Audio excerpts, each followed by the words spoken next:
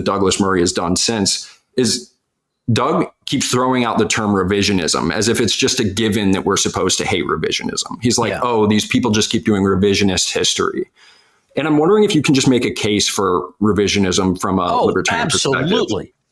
Yeah, absolutely. First of all, although, all of Pat's books are worth reading, the one I had in mind is the much easier to read book, A Republic, Not an Empire, and say, and have Trump say to the public, look, this is how our foreign policy is going to be transitioning now from an empire back to a republic. We're going to see if that can be done, because the empire thing hasn't gotten us anywhere except profoundly in debt and hated all over the world. So we're going to try something different.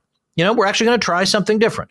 He could say that. That would really be nice. Hasn't happened, but it would be nice if he would say that. But in terms of revisionism, I remember growing up and being told that revisionists were stupid left-wing idiots who hate America.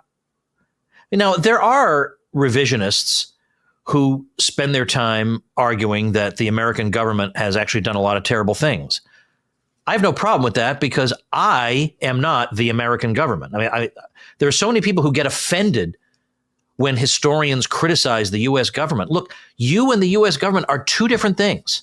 This has nothing to do with you personally. Stop taking it personally. All right. I promise you the U.S. government does not think you and it are the same thing.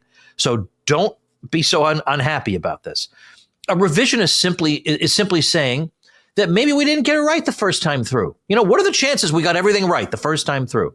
Not 100%. Not to mention, a lot of times the stories of involving wars are told by the victors immediately after the cessation of hostilities. And, the prejudices and the anger are all still riding really high.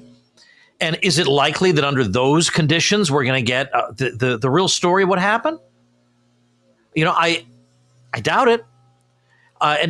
So we need to, in other words, now that the dust has settled, now that passions have cooled, let's go back and look again. Not to mention, half the time, we now have access to documentary materials that were not available to the historians immediately afterward.